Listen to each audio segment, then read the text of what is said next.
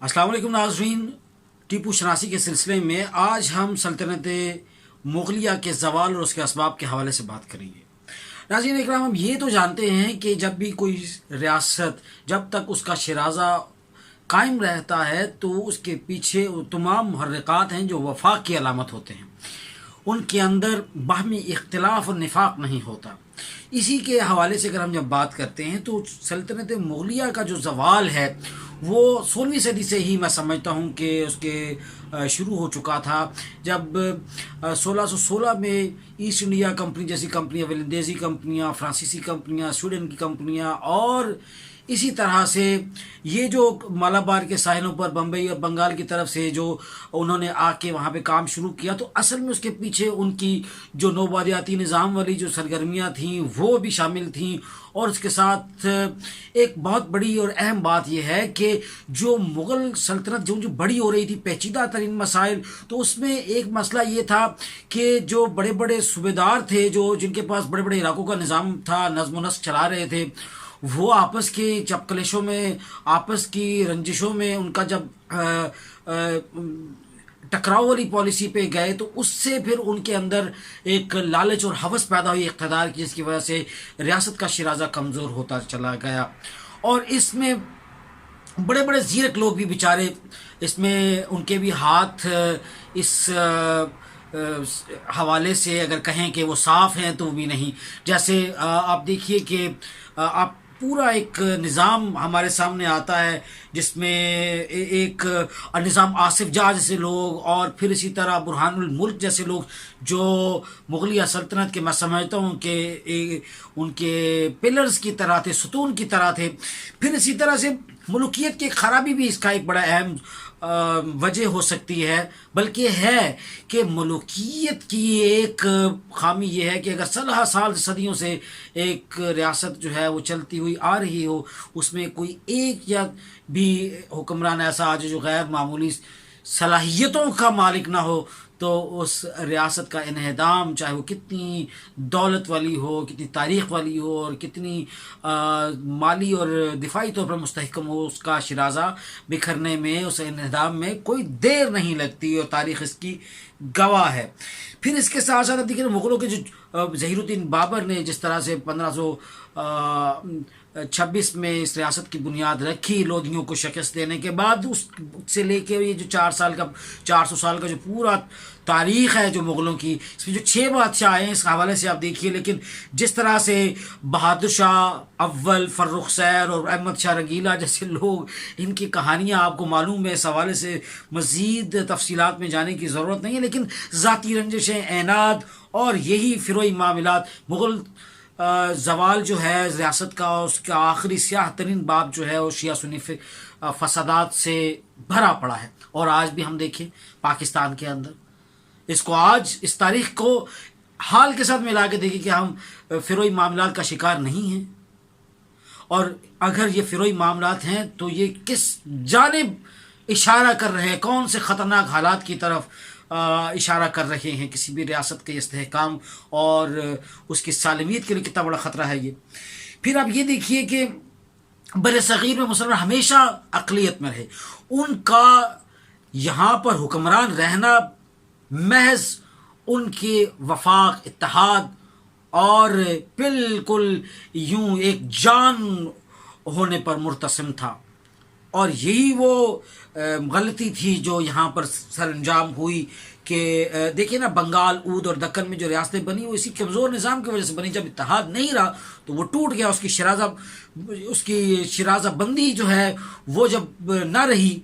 और औरंगज़ेब आलमगीर का बुढ़ापा भी इस रियासत के हवाले से कहा जाए तो असल में इस सल्तनत मुग़लिया का ज़वाल था, उसका बुढ़ापा था। जानशीनों की नाअहली मैं समझता हूँ कि एक मुसल्लिमा हकीकत तो ज़रूर है, लेकिन नीम खुद मुख्तार रियासतों के होने के बावजूद भी इतनी जल्दी रियासत का इन्हदाम, ये कुछ समझ से बिल्कुल बालातर नज़र आता है। लेकिन इसमें फिर नादिर शाह और अहमद शाह अब्दाली के हमले, ख़ास तौर पर जो 1761 वाला जो अहमद शाह अब्दाली का हमला है, फिर वो काखे हुकूमत की रखनांदाजियाँ जिसे मैंने अर्ज़ किया, वो इतने बड़े ज़ीरक आखिरी जो बादशाह थे सल्तनत मुगलिया के, वो कि कैसे कह सकते हैं एक मुदब्बिर किस्म का हुक्मरान के, कज़लबाशों के कद बहुत ऊंचे हैं, वो दूर से अपने छतों पर खड़े हुए दुश्मन को आता देख सकते हैं। और फिर इसी तरह से ख़ानदान तैमूरिया का जो 1739 में जो वक़ार जो है 200 साला पूरी एक बड़ी ज़ोम और बड़ी ज़बरदस्त किस्म की तारीख़ का, वो एक 1739 में एक ही हमले में गारत हो गया। और आप ये देखिए उस दिल्ली जिस तरह से उस वक्त उस पर एक उफ्ताद पड़ी, जो क़यामत टूटी। आप देखिए इसी हवाले से तो हम कहते हैं अदब के अंदर, उर्दू अदब के अंदर के गालिब का कलाम वाह है तो मीर का कलाम आ है। वो आह, वो सोज, वो असल में वो इसी दिल्ली के हवाले से जब उसकी ईंट से ईंट बजाएगी तो ये सारे मामला उसके हवाले से सामने आते हैं। फिर उस दौर के अंदर दिल्ली जैसे शहर से 1 अरब 80 करोड़ रुपया जाना, मैं समझता हूँ कि मुगलिया सल्तनत की जो मुआशी और उसकी जो मालियाती नज़्म व नस्क है वो सारा बैठ गया धड़म करके। और मैं ये खोखलापन, दिवालियापन इसे कहा जाए तो कम ना होगा। और ये भी मुआशी कत्ल जो है ये रियासत के इन्हिदाम में इसका बड़ा किरदार था। फिर मोहम्मद शाह ने रही से कसर निकाली, उसने अटक के पार का सारा इलाका, कुछ ये मुल्तान तक का जो इलाका वो हमला आवरों की खिदमत में पेश किया। और शायद अगर ये 1760-61 में जब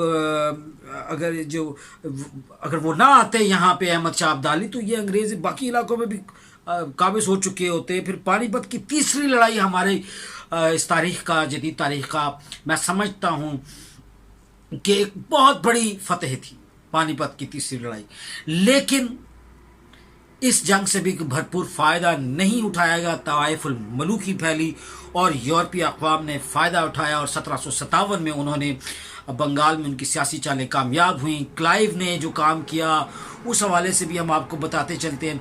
क्लाइव की पॉलिसी बड़ी एक ऐसी पॉलिसी थी कि उसने एक तो आके जब वो वहाँ अमेरिका से फारिग होके आया, फिर यहाँ पर वॉर हेस्टिंग ने बंगाल की आज़ादी पहले बाद में छीनी। तो इस पर भी मैं आगे आने वाली नशिस्तों में बात करूँगा कि वो जो अमेरिका से शिकस्त खा के गवर्नर जनरल आया और फिर उसने क्लाइव में यहाँ पर, फिर वॉर हेस्टिंग ने जो कार्रवाइयाँ की हैं बंगाल की आज़ादी को छीना। फिर इसमें एक और बात है कि अपने भी जो गद्दार हैं उनके जो किरदार हैं, क्लाइव के पास मौसर हथियारों में साजिश थी, धोखा था और फरेब था। और ये इधर मीर जाफ़र जैसे जो वतन फ़रोश हैं उनका मुकाम भी हम खारिज इम्कान नहीं कर सकते। उनमें जगह जगह पर सुल्तान को, चाहे वो सल्तनत उस्मानिया का दरबार हो, चाहे वो फ्रांस की सफारतकारी हो, हर जगह पर उन्होंने उनको धोखा दिया। फिर 2 महाजों पर लड़ना बैक वक्त टीपू को महंगा पड़ रहा था। और मैं तारीख़ ने हमें यही बताया कि ये ज़ीरक हुक्मरान एक महाज एक वक्त में एक रखता है और एक ही जगह पर अपना सारा जो फोकस है, आजकल लोग देख रहे होंगे कुर्रश उस्मान, अर्तुगरुल गाज़ी, तो उनकी यही पॉलिसीज़ वहाँ तुर्कों की नज़र आती हैं वहाँ पे।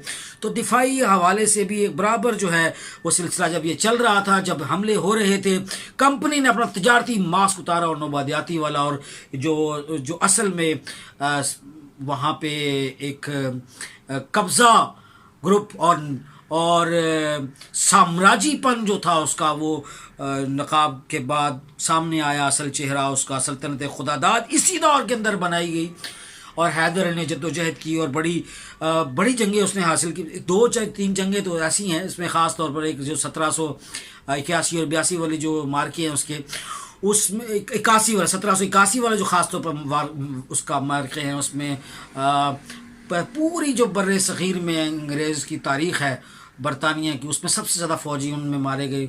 2000 कैद हुए, कुछ 4000 के करीब मारे गए। तो लेकिन इतनी बड़ी जंगों के बावजूद बर्रे सग़ीर इतने बड़े नक्शे पर हैदर अली भी कोई ख़ास नक्शे में या इसकी तारीख़ में उस वक्त तक कोई बहुत बड़ी तब्दीली न रूनुमा कर सका। और जाते हुए 1782 में 1782 में अपने बेटे के लिए बहुत सारी मुश्किलात छोड़ के गया। ये यहाँ पे हम बात ख़त्म करते हैं कि सल्तनत मुगलिया का जो ज़वाल है और उधर से जो ईस्ट इंडिया कंपनी की बरतानवी पॉलिसीज़ हैं और जो साजगार हालात हैं उनके मुताबिक उन्होंने कैसे फ़ैसले किए और किस तरह उन्होंने आके इस ज़वाल का फ़ायदा उठाया। इंशाल्लाह یہاں پر ہم بات ختم کرتے ہوئے اپنی اگلی نشست میں انشاءاللہ اسی حوالے سے ایک نئے موضوع کے ساتھ حاضر ہوں گے. تب تک اجازت دیجیے. اللہ حافظ.